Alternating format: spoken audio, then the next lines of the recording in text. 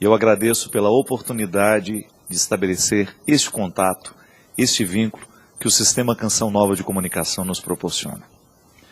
Eu tenho comigo que a vida, para ser bem vivida, precisa ser refletida. O cristianismo é para nós, quando nós falamos que o cristianismo é um lugar de conversão, nós estamos falando justamente na capacidade que o cristianismo tem de modificar o nosso jeito de olhar para a vida.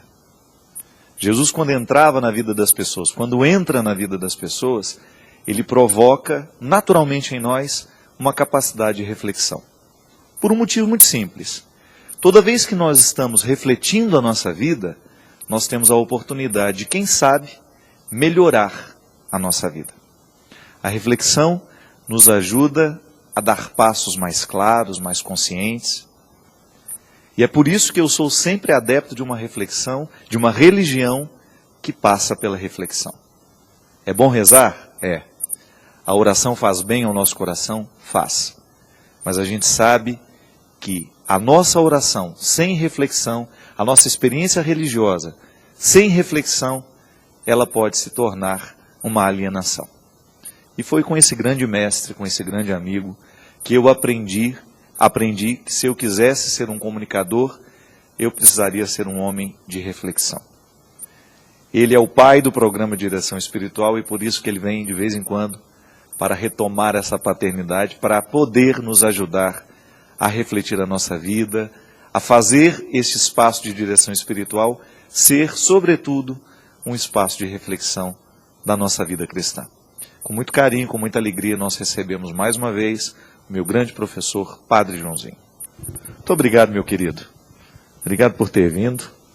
Aceito o nosso convite. É uma alegria, Fábio. E hoje com esse livro maravilhoso, né?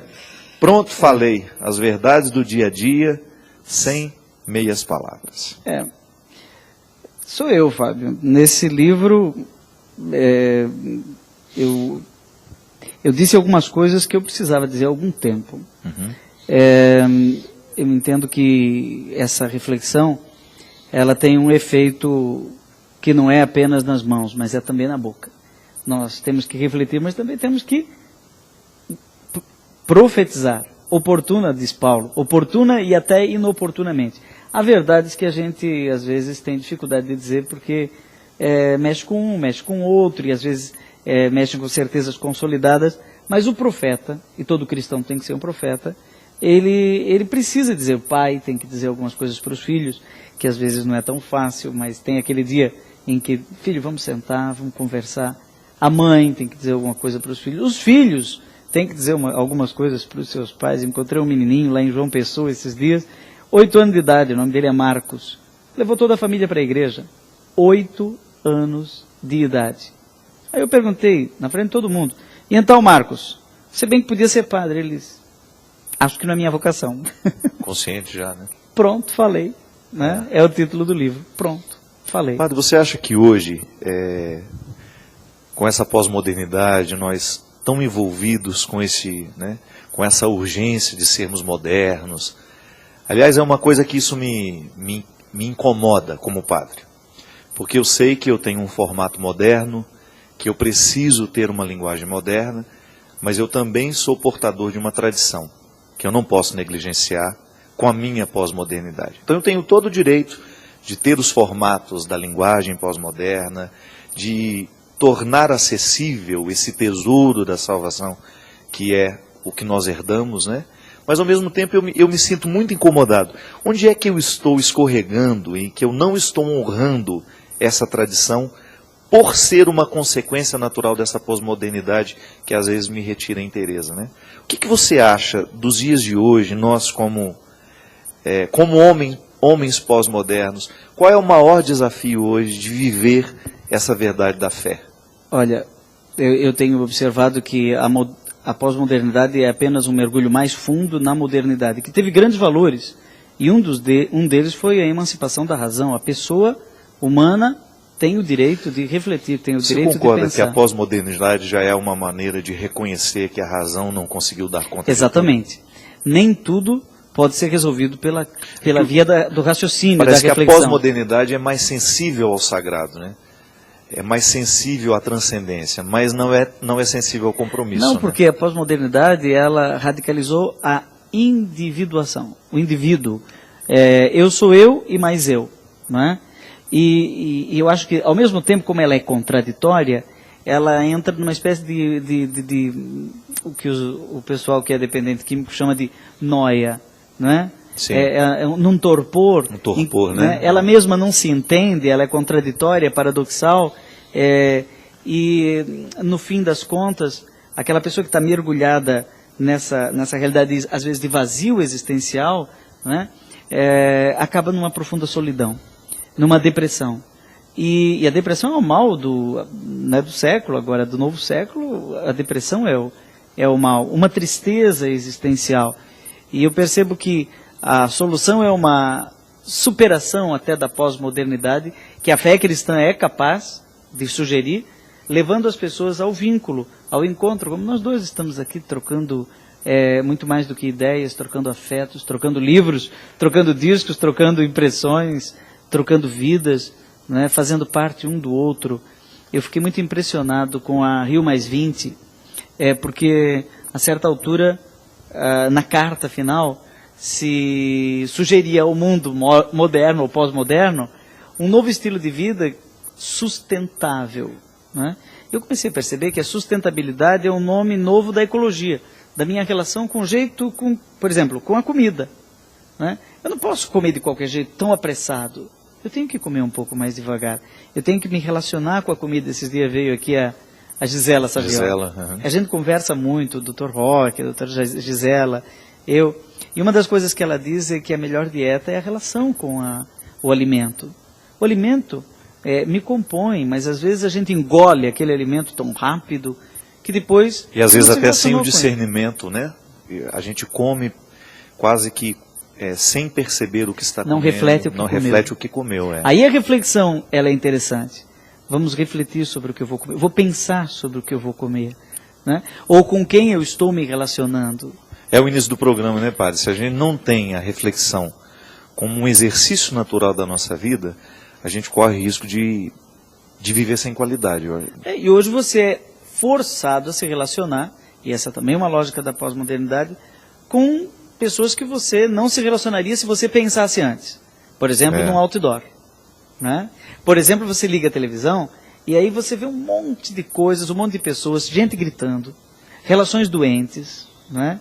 E se você não quer aquela relação para você, mas você nem percebe que a televisão está ligada, que o rádio do seu carro está ligado. Fábio, há algum tempo eu não consigo mais ligar o rádio do meu carro. Eu vou passando de estação em estação e tal, e eu não consigo, porque aquilo me faz mal. Não é? Eu não escolhi aquele tipo de relação para mim. Então, melhor eu encontrar com pessoas e me relacionar com pessoas reais. Aí eu acho que a internet e as redes sociais representam um diferencial, porque as pessoas podem interagir. Né? A interacionalidade já é a superação da modernidade. Eu acho que as redes sociais, como Twitter, Facebook, bem utilizadas, e isso o Papa Bento XVI não cansa de dizer, elas representam já uma superação desse individualismo pós-moderno, moderno e pós-moderno. Porque a pós-modernidade levou simplesmente a informacionalidade. Eu informo as pessoas, eu falo para as pessoas, eu faço sermão. Né? Agora, a pós-modernidade, eu acho que a lógica cristã leva à interação, à interacionalidade. E esse programa aqui nasceu assim, né? Nasceu na verdade, é interativo, né? Interativo. É a vida da pessoa se tornando uma pauta de uma reflexão que vai ajudar outras pessoas que talvez tenham vivido aquele problema semelhante, ou até mesmo uma forma de prevenção, né? Em muitos momentos a gente escuta uma história que a gente ainda não viveu, retira a lição que aquela pessoa já teve do acontecimento, e quando aquilo nos ocorre, acaba sendo um caminho mais tranquilo para se enfrentar. Né? Você sabe que todos os documentos falam que padre, bispo e até o papa tem como identidade teológica mais profunda ser sacramento de comunhão, de unidade, de interação. Então, eu como padre vejo que a minha missão maior é criar elo de congregação elo de comunhão entre as pessoas. Você me conhece, você sabe como eu me esforço para fazer isso com músicos, né? Produzindo eu gravo um CD meu, mas produzo 3 de outros, criando vínculos e relações, abrindo espaços e sendo canal de unidade, porque algumas pessoas têm uma visão diabólica da vida, entendendo diabolém como naquele sentido grego do que divide, separa, né? Separa, o que põe uma pedra na engrenagem. Há pessoas diabólicas no mundo de hoje. Eu tenho no Twitter um tantão de seguidores e alguns perseguidores. Você deve ter também um monte com certeza, de pessoas que perseguem, que se você ficar triste, magoado, ferido, destruído, essa pessoa vai ficar muito feliz. E se você fizer sucesso, ela vai ficar triste. Ora, isso é diabólico, né? Então, a identidade de um bispo numa diocese é exatamente congregar aquele rebanho na unidade. De um padre, numa paróquia, ou mesmo no seu pequeno rebanho, nós que somos padres sem povo, né? Itinerante, né? A gente pega o povo emprestado de um padre, depois devolve. Devolve melhor, né? Espero que a gente devolva melhor. Que a devolução seja melhor. Né? O Padre, é um livro profético, quando você acha que hoje as pessoas estão necessitadas de quem fale diretamente? Na verdade, Fábio, você acha que hoje a profecia é uma preocupação que eu tenho também, né? Será que eu estou sendo profeta nos dias de hoje, com o meu jeito de falar, com o meu jeito de ser, né? Será que... Porque nós não podemos abrir mão, isso é interessante você saber em casa, que todo cristão participa de maneira, por causa do batismo, de maneira direta do munus profético, né, de Jesus. Isso. Você está congregado. Todos nós somos profetas pelo batismo. Profetas, reis e pastores. Então nós vivemos. É claro que o padre vai viver com mais radicalidade essas dimensões, mas todos nós que somos cristãos estamos mergulhados, não é obrigação, é no direito de ser. Isso é muito interessante. Você tem o direito de ser profeta e depois tem responsabilidade. Você tem direito porque ele foi dado, não é porque você quis. Você conhece o Evangelho, conhece a verdade revelada por Jesus e você tem o direito de participar dela. Naturalmente nasce uma responsabilidade. Você precisa denunciar o que é contrário a tudo aquilo que que vai contra o Evangelho. E essa é a dimensão profética da vida e que muitas vezes está diluída e muitas vezes as pessoas não estão dispostas a viver essa profecia. Porque esse pronto falei pode gerar muito problema, né? Com certeza. Quando você fala e quando você se posiciona, que você é contrário a muitas situações, que como você também está dizendo, isso é diabólico, isso é nocivo. Nós precisamos ter alguém que de alguma maneira nos ajude. Eu tive que pensar muito para escrever o capítulo aqui sobre a homossexualidade, por exemplo. Pensar, estudar, que é um assunto polêmico, difícil. Polêmico. E o objetivo do livro não é fazer polêmica. O objetivo do livro é dizer palavras que revelam o que está por trás das redobras do manto do cotidiano. No cotidiano nós olhamos a realidade e às vezes não vemos para além da aparência. Quer ver um exemplo? E mesmo, padre, porque, só para complementar, mesmo porque nós estamos contextualizados num tempo em que as ciências nos ajudam a olhar para questões que antes eram solucionadas fácil, com uma frase que determinava, de maneira diferente. Hoje você tem que ter respeito por aquilo que a ciência já disse sobre o ser humano, porque a fé não vai se opor ao que a ciência sabe sobre nós. Mas também nós não vamos nos render a toda essa ditadura, muitas vezes, da ciência. Deixa eu pegar 2 palavras suas. Fé e ciência. Nós estamos para entrar no ano da fé, né? Bento XVI inaugurou já o ano da fé, antecipadamente em outubro começa o ano da fé. E eu fiquei me perguntando, o que é fé?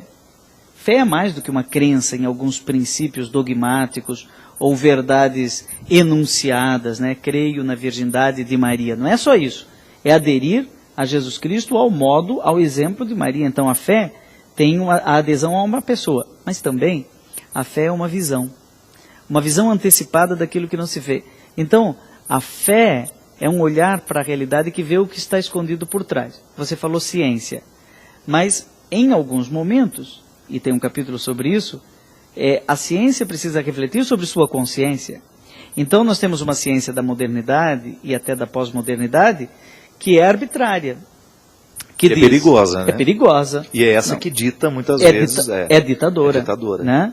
Porque a boa ciência ela é naturalmente democrática. Exatamente. Tanto é que ela é relativa. Ela é verdadeira até que alguém venha e prove o contrário. Exatamente. As verdades de fé, não. E aí eu pergunto... Nós acreditamos porque tivemos uma visão, porque fizemos uma experiência. E não é de ser visionário, não. Não. É uma visão interior, né? É Deus me falando no mais profundo Esse é um livro de do visões, meu coração. Visões do cotidiano.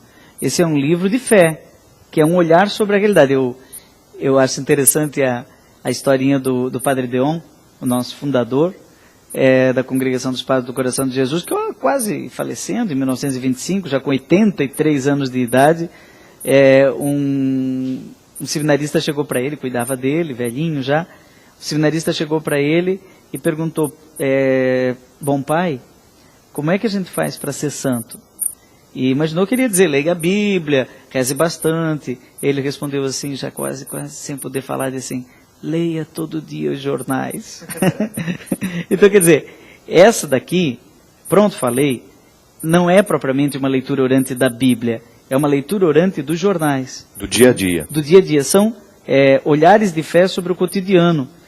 Por exemplo, vou dar um exemplo bem simples.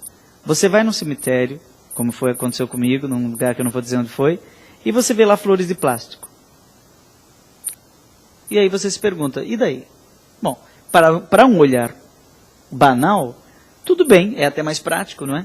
Não precisa trocar. Não dá trabalho, né? Não dá trabalho, mas peraí, o sentido da flor numa sepultura, cuidado com o mosquito da dengue, né? Não vamos deixar água parada, alguém me disse sobre isso e eu corrigi, né? Porém, respeitado um determinado cuidado para que não acumule água e não multiplique o mosquito da dengue, as flores de plástico são práticas demais para serem amorosas. Então, flores naturais... Como as flores de plástico são práticas demais para serem amorosas. São práticas demais para serem amorosas. É melhor uma flor que eu tenho que cuidar dela todo dia, que eu tenho que regar, eu tenho que pôr água. Flores naturais são tão perecíveis quanto a gente. Então, são mais verdadeiras. Esse é um capítulo. Flores de plástico, mas são 50 capítulos. E tem um negócio legal que as pessoas me disseram, padre, não escreve livro com letra pequenininha, não. Aí então a editora foi camarada, a editora Canção Nova colocou letra grandona, né? E outra coisa, o pessoal me dizia assim, a gente não tem muito tempo, escreve capítulos curtos. Então eu escrevi capítulos curtos, mas mais capítulos. Então Entendi. O livro ficou de quase 200 páginas, né? 190 páginas, mais 50 capítulos, cada uma de 2, 3 páginas. Então você para um minutinho, ponto do ônibus, antes do ônibus chegar, daqui a 10 minutos ele chega, dá tempo de ler o capítulo 26, Um Dia Triste. E por aí vai. Página 119 fala amor e paixão. Amar é realmente fundamental. O primeiro mandamento da lei de Deus manda amar acima de todas as coisas. Jesus resumiu toda a lei e os profetas no amor a Deus e aos irmãos. Encontrou muita gente, Pato, com dificuldade de distinguir um e outro? Com certeza. Amor de paixão? Uma vez um padre falou o seguinte, eu jamais esqueci, já fazem 20 anos que eu ouvi essa frase. Amar é querer o bem do outro, paixão é querer o outro para o seu próprio bem. E isso me... Como isso acontece, né? Como nos relacionamentos as pessoas não sabem fazer essa distinção. Você sabe que a Bíblia está traduzida errada? Desculpa os tradutores da Bíblia, né? Mas está traduzida errada. Quase todas, eu não vi todas as versões, mas quase todas as que eu encontrei, aquele episódio em que Pedro encontra com Jesus, em que Jesus pergunta para Pedro, Pedro, tu me amas? E aí, normalmente as Bíblias traduzem assim, sim, Senhor, tu sabes tudo, tu sabes que eu te amo. Mas não é isso que Pedro respondeu. Jesus pergunta, Pedro, tu me amas, amor de ágape? E Pedro responde, sim, Senhor, tu sabes que eu gosto de ti. Não já pensou, amor, né? Se você chega para mim e diz assim, João, você tem por mim um amor verdadeiro, de irmão? Seria capaz de dar a vida por mim? E eu respondesse, não, Fábio, mas eu compro o teu CD. Seria profundamente mesquinho. E Jesus perguntou 3 vezes. E na terceira, Jesus inverte a pergunta e diz assim, Pedro, tu és meu admirador? Tu és meu amigo? E aí Pedro diz, sim, Senhor, eu gosto de ti. Não vou mais. Mas depois, na vida, ele, pela sua sinceridade, provou que era capaz de ultrapassar a dimensão da paixão e chegar na dimensão do amor. Muita gente vai na missa porque gosta. Que na verdade a experiência de Pedro, o amor mesmo, é com o ressuscitado, né? quando a gente quando a gente encontra o personagem ainda medroso no momento da crucifixão, ainda temeroso de revelar-se ao lado do mestre, né? A sensação que a gente tem é que o Pedro é um fruto da ressurreição mesmo, que aquilo que Jesus antecipa, Pedro, tu serás pedra, e sobre essa pedra edificaria a minha igreja, somente depois do Cristo ressuscitado é que a gente tem essa força nele, porque até então ainda é um homem medroso. Sabe, eu acho, Fábio, com medo até do Calvário, né? Aquele começo dele, lá do início da vida, em que ele realmente tira nota 10, eu escrevi isso no livro Como Liderar Pessoas Difíceis, quando eu falo do Pedro. É a prova de fé. Ele tirou 10 na prova de fé. Mas Jesus exige mais do que uma prova de fé. Exige uma prova de amor, né? Então, na vida da gente, a primeira prova é a prova de fé, né? Fé conceitual, você sabe, você acredita naquilo que a igreja propõe, tudo bem. Mas você é capaz de morrer por essa fé? É um mártir. Mas a prova de amor, ela é muito mais intensa. João, é um pouco a leitura que a gente pode fazer desse cristianismo que nos dias de hoje, as pessoas que vão, mas que não querem o comprometimento, né? A mudança de vida que toda a experiência religiosa deveria trazer para nós. Eu acho que é justamente o momento que você passa da paixão, desse momento em que você está apaixonado por Deus, e para depois você viver o amor que é o dia a dia, é o cotidiano, é aquilo que de alguma maneira vai exigir uma rotina. Porque a paixão não, a paixão não tem rotina. É como se você estivesse vivendo um torpor, aquela situação que lhe retira da própria realidade, e depois você tem que dar o passo para viver esse segmento. Às vezes eu tenho uma impressão que as pessoas estão muito desejosas de viver esse encantamento por Deus. Mas depois, quando vai viver as exigências que nascerão deste encontro e deste encantamento, elas não estão muito dispostas. Elas não querem mudar a maneira de pensar, não querem mudar o jeito de agir. Fábio, a gente tem que tomar um pouco de cuidado para não passar uma ideia de amor cristão masoquista e como atitude do fracassado. Eu tratei dessa questão no livro Primeiro Passo para o Sucesso, e eu tinha vontade até de colocar como livro O Amor é o Primeiro Passo para o Sucesso. Entendendo o amar como a capacidade de abrir a mão, abrir os olhos, abrir os ouvidos, abrir o coração para o outro. Então, dentro daquilo que a gente conversava no início desse programa, é a capacidade de ter uma abertura para o outro. Então, ao invés de te dar uma resposta, eu sou capaz de te fazer uma pergunta. Você tem 1000 coisas para dizer, mas hoje você já me fez meia dúzia de perguntas. Isso é amor, não é? Não é? Se você tivesse me feito uma pergunta, poxa, eu raramente venho aqui, você me faz uma pergunta e depois você fala meia hora, o seu amor teria sido menor porque você gostou de falar. Você deu 1000 respostas. O professor, é muito fácil um professor entrar numa sala de aula e dar uma lição. Mais difícil é ele entrar numa sala de aula e fazer perguntas. E hoje nós sabemos que os professores realmente eficientes são os construtivistas, capazes de perguntar. Interessante, né? Que Jesus durante a vida inteira mais perguntou que deu resposta. Pedro, tu me amas? Quem dizem por aí que eu sou? Mulher, ninguém te condenou? Não é? A Maria também, né? Perguntou para... Filho, não sabias que estávamos aflitos e procurando? E ele disse, não sabias que eu devia estar na casa do meu pai? E o mais interessante é que não são perguntas que podem ser respondidas com uma palavra, né? São perguntas que perguntam a própria vida, né? O que vocês estão conversando no pelo interior, caminho? ela vai no interior do interior do interior, e a pessoa, quando interpelada por aquele questionamento, ela tem que pensar a vida inteira, tudo que viveu, tudo que escolheu, para ter condições de responder. Vamos complicar, simplificando. É a maiêutica. Maiêutica história. A maiêutica. Né? Socrática, né? Socrática, a filosofia de Sócrates é um perambular pela praça, conversando, e o mestre é aquele que é capaz de problematizar o seu aluno, fazendo pergunta, fazendo pergunta, fazendo pergunta. No final, o sujeito acaba descobrindo dentro dele as respostas. Espero que você tenha feito pelo menos uma pergunta a você, depois das nossas conversas, essa conversa pública que é natural de dois amigos que se encontram. Eu espero que dessa conversa você tenha se feito alguma pergunta e que essa pergunta possa lhe fazer algum bem e despertar alguma coisa nova dentro de você. Nós vamos para um rápido intervalo, mas a gente volta para continuar essa conversa tão agradável. Que foi meu professor durante muito tempo e participa de maneira muito ativa da minha vida. Padre, tem CD novo também? Já não é mais tão novo, né? Foi lançado em maio, mas eu peço até desculpas porque Aquela pergunta eu não ingrata, te é o seu entreguei último ainda. CD. Não, é o mais recente, né? Nas mãos de Maria, uma graça, e com a participação de Padre Fábio de Mello e Eliana Ribeiro. A participação da Eliana Ribeiro aqui é qualquer coisa de fantástico. Logo Eu estou depois recebendo só hoje, gente, 4 meses depois de lançado. É. Muito obrigado. Eu Com a imagem de garanto que Nossa você Senhora de Nazaré. E essa é verdade, é lá mesmo. É claro, eu já conheci pelo manto. É do o ano manto dos passado. periquitos. É, dos periquitos do Can. É. Maravilha, padre.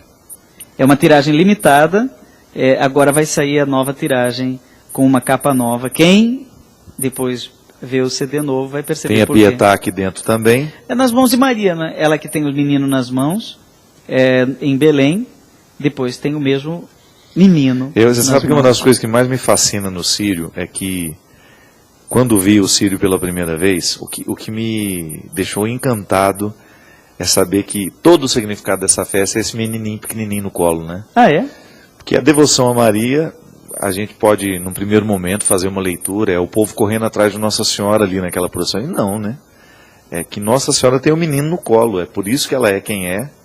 E por Ela está isso, mostrando para... justamente, é tão pequenininho, é tão aconchegado, e nós vamos atrás dessa maternidade, nós vamos atrás no colo, né? dessa parte humana que nos representa, né, no milagre da... Por isso que eu coloquei nas mãos de Maria. E sabe que eu estava lá em Belém nesse período aí, e vi um padre bem idoso fazendo uma peregrinação com o povo às 3 da manhã. Eu estava indo para o aeroporto para voltar para São Paulo, aqueles voos de madrugada que a gente pega em Belém, né? Já havia cantado. E um padre idoso havia caminhado das 7 da noite até as 3 da manhã. Ele ia chegar pelas 4 no santuário. E ele ia na frente do povo, né? Puxando o povo. E eu fiquei pensando, mas quem é que força é essa que dá para um senhor, né? Para um padre tão idoso, caminhar de madrugada à frente do seu povo? Como dizia Santo Agostinho, cansaço de amor não cansa, né? Quando a gente vai pro colo de alguém que a gente ama, pro colo da mãe, por exemplo, a gente não cansa de... Meu pai não cansava de caminhar, de pedalar 15 quilômetros a bicicleta dele para chegar no Limoeiro, lá em Santa Catarina, em Brusque, e namorar com a minha mãe. Ele ia e chegava inteiro para namorar, e certamente essa é a história de muita gente que está nos ouvindo, né? De fato, cansaço de amor não cansa. Daí que eu fiz a música... Eu vou a pé em Romaria, de noite e de dia, eu vou com fé. É a música que eu chamei Hino do Romeiro, mas aqui eu coloquei Senhora de Nazaré. É a primeira música do CD. Ô padre, quais são os maiores desafios hoje da devoção mariana, de maneira especial no Brasil? Porque eu sei que você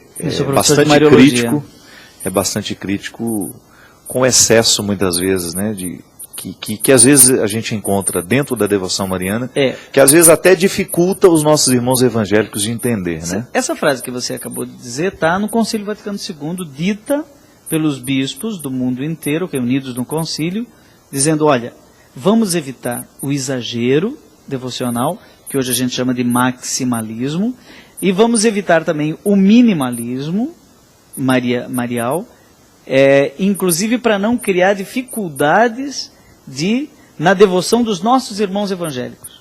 Tivemos um congresso mariológico recentemente em Aparecida, tivemos lá uma participação do Rui, o pastor Rui, que é o diretor da Faculdade de Carisma em Osasco, com o qual nós temos um ótimo diálogo ecumênico, inclusive em nível mariológico. E ele mostrou como hoje Maria representa uma figura importante na teoria, no coração das boas teologias evangélicas, não desses panfletos que se dizem evangélicos, mas não estão nem em busca de fiéis, estão em busca de clientes. Estes são criticados até mesmo pelos bons evangélicos, e que descartam a presença de Maria. Se você vai nos escritos de Lutero, você tem textos belíssimos. O comentário sobre Maria, Magnífica de Lutero é fantástico, né? Muito bonito. E Maria, como aquela que é cheia de graça, né? É claro que todo exagero deve ser evitado. Mas hoje em dia, eu acho que existe Maria é um ponto de encontro muito interessante. Interessante porque parece que é um próprio anseio humano, é antropológico isso, né? a necessidade de você ter mãe. Pela própria, talvez seja o vínculo mais forte que o ser humano tenha na vida, é o vínculo com a mãe. Não sei, posso estar errado. Mas eu acredito que quando isso passa pela experiência de fé, do ser humano poder acreditar numa maternidade divina, porque também é cultural, né? Nos foi passado, e as culturas trabalharam muito essa imagem de Deus é Pai, Deus é Pai, Deus é Pai. E no momento em que isso vira uma devoção mariana, ela acaba, é como se estivesse confundindo o Deus Pai com o Deus Mãe. Né? Que também tem uma dimensão materna. Se você pega o ar, o sopro, né? É complicadíssimo, porque se você descartar a maternidade divina de Maria, de que Maria foi mãe de Deus, do Cristo todo, e isso é dos primeiros séculos da fé cristã, se você descartar a maternidade divina... Lutero não discorda disso, discorda? Não era essa a questão. Não passa por isso, né? Não passa por isso. Isso é posterior. É talvez uma reação de anticatolicismo, típica de algumas tendências, mas não são todos. Evangélicos inteligentes têm uma mariologia consistente. Eu vou repetir, não tenho medo de repetir isso aqui.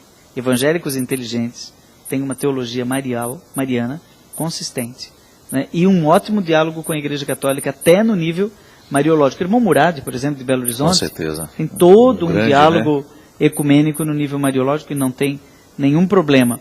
Mas por quê? Que reconhecer a maternidade que Maria singularmente, individualmente, enquanto mulher, Maria de Nazaré, com carteira de identidade, com endereço em Nazaré, por que ela, na sua singularidade, é mãe de Deus? Não só enquanto um exemplo tipológico, arquetípico, né?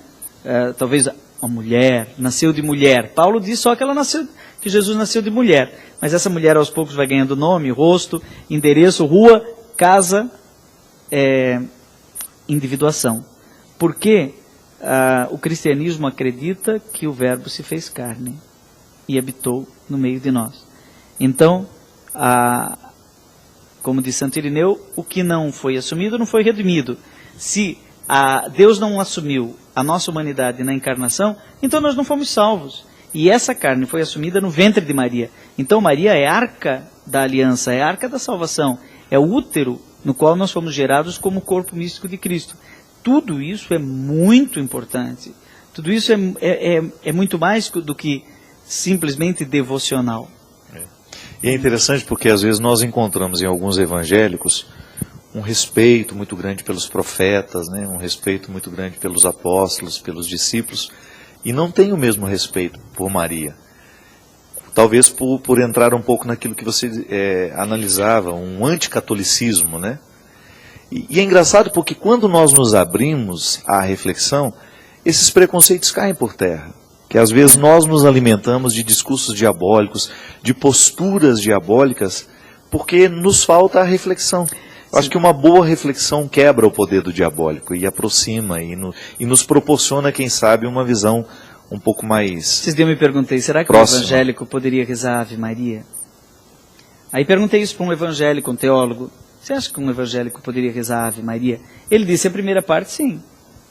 Porque é bíblica. Haire que caritomene está em grego, lá no Evangelho de Lucas, todinha. Ave Maria, alegra-te Maria, o Senhor está contigo, bendita és tu entre as mulheres, foi Isabel que falou, né? Então não tem nenhum problema. Eu falei, mas é a segunda? Bom, a segunda parte, Santa Maria, eu falei, mãe de Deus. Não, mãe de Deus também dá, porque é um dogma do primeiro milênio e tal, nós entendemos teologicamente, acabei de explicar. Rogai por nós, pecadores agora, rogai por nós aí já é mais difícil, né? Maria é nossa intercessora, mas Jesus é o único intercessor. Falei, não, mas Maria intercede no seu filho, em comunhão, na comunhão dos santos. Assim como seu pai já faleceu, ele disse, não, meu pai já faleceu. Falei, o meu também. Aí eu perguntei, você acredita na tese do sono da alma? Porque muitos evangélicos acreditam, não são todos, que quando a gente morre, a gente dorme. E espera o juízo final para acordar. Como que num piscar de olhos. E a gente não pode interceder, nem Maria, nem os santos, nem quem está nesse sono, simplesmente porque está dormindo. Então eles não acreditam na intercessão por causa do sono da alma. Aí esse teólogo me disse, não, mas isso aí é uma teologia de alguns, e nem é da maioria. Eu falei, então o que muitos evangélicos hoje acreditam que acontece com quem já morreu? Não, eles estão em louvor e adoração. Eu falei, bom, isso é legal. Estão em louvor e adoração. Então, o seu pai e o meu pai estão adorando a Deus, Pai, em Cristo, na força do Espírito. Bom, então Maria também está lá junto com eles. Mas não vamos pensar em Maria, vamos pensar nos nossos pais, o seu pai e o meu pai. Aí eu perguntei, você acha que seu pai lá em louvor e adoração esqueceu de você? Ele disse, não. Eu acho que meu pai jamais esqueceria de mim. Eu falei, o meu também não. Ele lembra de mim. Principalmente agora que eu estou vivendo não sei o que e tal. Eu falei para ele, será que não dá para dizer, Samuel, rogai por mim, agora, e principalmente na hora da minha morte. Aí ele falou, pensando assim, a intercessão não é tão absurda. Inclusive a gente encontra isso, independente da crença, quando uma pessoa perde alguém, né? Um dos consolos é justamente esse. Eu agora tenho um intercessor no céu. Eu agora tenho alguém, um filho. Meu filho morreu e eu acredito que agora ele intercede por mim junto a Deus. Acho que é uma maneira tão bonita de compreender a situação, de compreender a realidade. A comunhão dos santos, eu acho que ela vem em socorro justamente na compreensão que a gente tem das nossas saudades, das nossas ausências, né? Acho que Deus nos dá esses recursos, né, todos. Exatamente, né? Mas não tem dúvida que Jesus é o único intercessor. Agora, mas agora, né? E outra coisa também, eu acho que a devoção mariana, ela não pode nos retirar da comunhão. Porque, no fundo, nós queremos o mesmo Cristo, né? Eu sempre digo isso. Evangélicos, católicos, o nosso ponto de encontro é o Cristo. Então, quem não acredita, quem tem uma dificuldade, que deixe o outro e que o outro faça uma experiência do Cristo a partir de Maria. O que a gente não pode permitir é que a nossa experiência seja mariana sem o Cristo. E também tem que tomar um cuidado para não instrumentalizar Maria como bandeira de catolicidade. Isso eu tenho que dizer para os irmãos católicos. Maria não é uma bandeira. Justamente. Não é? Assim como a Eucaristia não é bandeira, né? E o Papa também não é uma bandeira. Não é verdade. Não, ele é muito mais. O Papa é sinal de unidade da Igreja Católica e é sinal de unidade no cristianismo. Né? Não uma bandeira de um grupo. Nós somos do Papa. Tem que tomar muito cuidado, porque isso é sectário. Né? É sectário dizer, não, nós somos do Papa, ou nós somos de Maria. É uma tentação muito grande instrumentalizar Maria como bandeira da catolicidade. Ela é muito mais. Maria é a mãe de todos os cristãos. O Concílio Vaticano II, no capítulo 8º da Lumen Gentium, diz isso com toda clareza. Então não há nenhuma dificuldade de praticar um ecumenismo marial. E nós precisamos estudar, né, padre? Eu acho que o cristão católico, ele precisa ter disposição de ler um pouco mais, de conhecer um pouco mais a sua fé, para que no momento em que ele for interrogado, ele tenha condições de argumentar, e que não é brigar. Com serenidade. É ficar satisfeito consigo mesmo. Eu acho que quando o outro nos interpela, o que faz a gente querer agredir o outro? É não ter a resposta. Né? Eu acho que quando eu sou interpelado por alguém que pensa diferente de mim, mas aquilo não me desequilibra, porque de alguma maneira eu já tenho a minha síntese, eu já fiz o meu estudo, eu já cheguei à minha conclusão, eu tenho condições de trabalhar com o outro que pensa diferente de mim, com um pouco mais de serenidade. Né? O que eu estou percebendo é que o ecumenismo, a prática ecumênica, está sendo facilitada hoje, inclusive, pelo surgimento de igrejas pseudo-evangélicas. Você já percebeu que algumas igrejas que se dizem evangélicas, na verdade nunca falam do Evangelho, só falam do Antigo Testamento? Só falam da fogueira que está santa, que não sei o quê, dos 200 e não sei quantos homens, e não sei o que, são todas devoções veterotestamentárias. E nunca chega no Jesus Cristo. Ligado aos profetas, né? Eu fiquei pensando, mas peraí, o que é isso? É uma igreja... Bom, está aqui no livro também. Pronto, falei, né? Esse programa está a cara do livro, né? Pronto, falei. Onde é que está isso? Igrejas de franquia. Né? Bom, o título é um pouco... igreja de franquia, o livro que você paga, abre... Exatamente. Igrejas de franquia são aquelas que não buscam fiéis, mas clientes. Né? E, aliás, hoje já tem aquela que Você acha que a igreja de franquia é também uma resposta a essa necessidade que a pessoa hoje tem de ter uma espiritualidade, mas ao mesmo tempo não ter comprometimento? Às vezes a sensação de eu paguei o dízimo, eu já estou em dia com tudo aquilo que Deus me pede, né? Porque às vezes o discurso leva a pensar isso, né?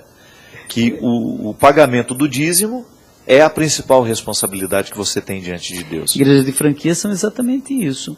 Ela busca clientes e não fiéis, né? Só que existem pessoas que querem esse tipo de produto religioso. Eu não estou Isso que eu estou dizendo, que às vezes é uma ansiedade, um desejo que brota naturalmente dessa pessoa que não quer comprometimento. Estão falando aí que agora, no novo censo do IBGE, não sei o que, diminuiu o número de católicos, aumentou o número de evangélicos. Tome cuidado com essas pesquisas quantitativas que são muito relativas. Porque veja bem, hoje há um fenômeno que só a Igreja Católica conhecia, que era o católico não praticante. Esse fenômeno chegou nas igrejas evangélicas, você sabia? Não. Hoje tem os evangélicos não praticantes. Que são aqueles que já... nos Estados Unidos já é há mais tempo. Eles são chamados evangélicos não denominacionais. Ele não é batista, ele não é metodista, ele não é presbiteriano, ele é evangélico. Então, esses dias eu estava num lugar que eu não vou dizer onde é, uma senhora, era 6:30 da manhã, tomando café do meu lado, eu vestido assim, exatamente como estou agora, identificado como padre, e essa senhora, só ela e eu lá no refeitório do hotel, no restaurante do hotel, ela perguntou para a mocinha que estava servindo, existe alguma igreja aqui perto? Aí a moça disse, tem a paróquia Nossa Senhora do Perpétuo Socorro aqui perto. Ela falou, não, essa é católica, né? Eu queria uma igreja evangélica, porque eu sou evangélica. Eu fiquei pensando, mas, peraí, evangélica de que denominação? É não denominacional. Ela hoje é um pouco batista, amanhã é um pouco presbiteriana, e tem aqueles que são clientes de um determinado pastor. E aí já existem igrejas disputando a mesma clientela, porque já deu para perceber que da Igreja Católica não sai mais muito, não é? Agora eles perdem entre eles. Exatamente. Você lembra que Dom Aloysio Lorscheider, em Aparecida, quando ele chegou, já de saudosa memória, falecido, né? Quando ele as maiores inteligências, né, que nós tivemos na igreja no Brasil. Um repórter chegou para ele e perguntou assim, eu até cito isso no livro, Dom Aloysio, é verdade que a Igreja Católica está perdendo seus fiéis? E ele respondeu, não é verdade. Mas como? Os jornais, as pesquisas, tudo indica que a Igreja Católica está perdendo seus fiéis. E aí ele disse, não, está perdendo os seus infiéis. Os fiéis continuam conosco. É verdade, é verdade. É boazinha essa. Porque a fidelidade, ela é uma espécie de pertença, né? Como você deixar de ser filho. Exatamente. Eu não posso deixar de ser filho do meu pai. Ô Fábio, me explica um negócio, agora eu vou fazer propaganda do seu livro, de orfandades. Como é que é esse negócio de uma coisa desacontecer? Então, o desacontecimento... Ninguém entendeu, você colocou no negócio, eu não entendi, mas peraí. Eu desaconteço, é uma personagem como é que eu posso que fala desfalar, isso. Ou desacontecer, ou descomer? É uma linguagem mais como é que chama? Essa linguagem da desconstrução da desconstrução? É uma mulher que num determinado momento da vida ela diz, eu estou desacontecendo. Quando ela percebe que toda a estrutura de sua vida estava ruída. Então, ela identifica nisso um desacontecimento. É como se ela não enxergasse mais uma possibilidade de futuro. Tudo nela está em ruínas. Então, é a personagem que diz isso, estou desacontecendo. Uma linguagem mais... Não, eu achei interessante porque você... desacontecimento. Você é hábil em criar neologismos, palavras novas, e eu pensei, mas peraí, será que ela tem algum significado essa palavra? Como é que alguma coisa que... Sabe qual que foi a ideia desse livro, padre? É como se... a minha experiência me leva a crer, a partir de tudo aquilo que eu vi, de tudo aquilo que eu vivi, que tem um determinado momento da nossa vida que não tem abraço humano que possa nos socorrer dessa sensação de solidão. É como se fosse um descampado que a gente tem na alma, que é inevitável. Em um determinado momento da vida você enfrenta. Né? Eu posso estar com a minha mãe do meu lado, eu posso estar com meu pai do meu lado, mas é como se na minha condição mais verdadeira, mais original, eu preciso passar por aquilo. Isso não é ruim, é uma orfandade, justamente. É um momento... Quer dizer que todos nós somos um pouco órfãos. Todos nós somos órfãos. Tanto é que a orfandade, o reconhecimento do primeiro personagem, que ainda não está dentro de um conto, ele nasce no momento em que a mãe o protege. Quer ver assim? Quando a porta se abriu, pude ver o redondo do rosto a receber a delicada moldura de luz. Era minha mãe. Olhou-me como se desejasse reconduzir-me ao ventre, e num sussurro pronunciou: dorme com Deus, meu filho. Depois fechou a porta e se foi. A oração da fala roçou com leveza materna a pele frágil de minha insuficiência humana. Naquela hora, um só pensamento me ocorreu: a certeza de minha orfandade. Então não é uma pessoa que está descuidada. É uma pessoa que a mãe abriu a porta, assim como muitas vezes aconteceu comigo, né? Aquele cuidado da dona Ana e ver se está tudo bem. Fecha a porta, dorme com Deus, meu filho. E se vai. Ali eu enfrento a minha crueza. Eu acho que essa crueza humana, mais cedo ou mais tarde, ela vai nos impactar. Acho que eu entendi. Mais cedo ou mais tarde, ela vai nos impactar. Eu chamei isso há algum tempo de pedagogia da ausência. Quer dizer, quem ama se faz presente. Quer dizer, Deus conosco, o Senhor esteja convosco, Ele está no meio de nós. Jesus é Emmanuel, Deus conosco. Eis que estarei convosco. Isso é sinal de amor, a presença. Mas de repente, Ele diz: agora eu vou voltar para o Pai. A batata quente está na mão de vocês. É uma orfandade apostólica. Os apóstolos viram ele subir e ficaram órfãos. E aí um pessoal bateu nas costas dele e disse: escuta, esse que foi, vai voltar. Enquanto isso, é com vocês. Que eu acho que a vida, ela tem uma crueza, Padre, que não há discurso que possa negar. Não tem nenhuma realidade humana que possa nos socorrer dessa crueza, inclusive a religião. Eu acho que quando nós somos verdadeiramente honestos com aquilo que nós estamos propondo, a gente sabe que nós não estamos propondo nada mágico. Viver a pertença religiosa vai exigir de nós um contato com essa crueza. Eu vou ler o seu livro, Fábio, mas eu estou incomodado com uma coisa. A orfandade não pode levar à solidão? Eu acho que tanto ela pode me fazer entrar em contato com a minha crueza e dar um sentido para ela, e eu me compreender a partir dessa crueza, a partir dessa insuficiência, e despertar uma esperança, como também pode mergulhar. É o caso que aqui você tem personagens que mergulham na esperança, e você também tem personagens que, ao reconhecer essa crueza, não conseguem. E qual que é o fiel da balança para ir para um lado que vai levar à felicidade e o outro que vai levar à tragédia? É muito tênue, né? É muito tênue.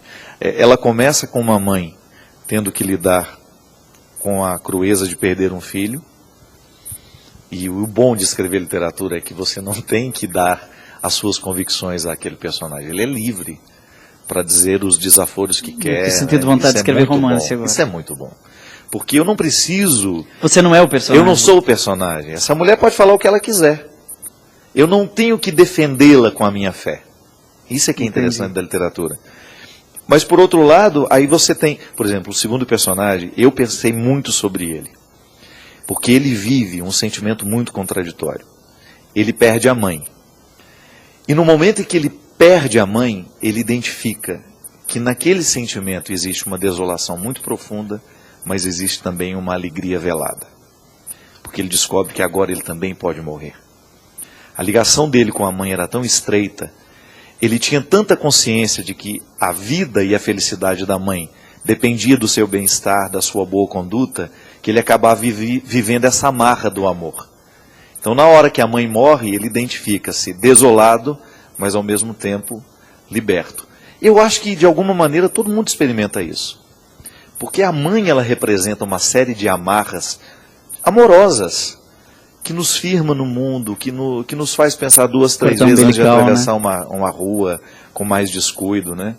E o livro trabalha um pouco isso. E ele termina extremamente desesperançoso. Porque a última personagem, eu fiz questão que fosse assim, é uma mulher que fica o tempo todo na tentativa de ultrapassar um rio, de atravessar e conhecer o outro lado, mas ela nunca pôde por causa das amarras familiares, que nunca permitiram.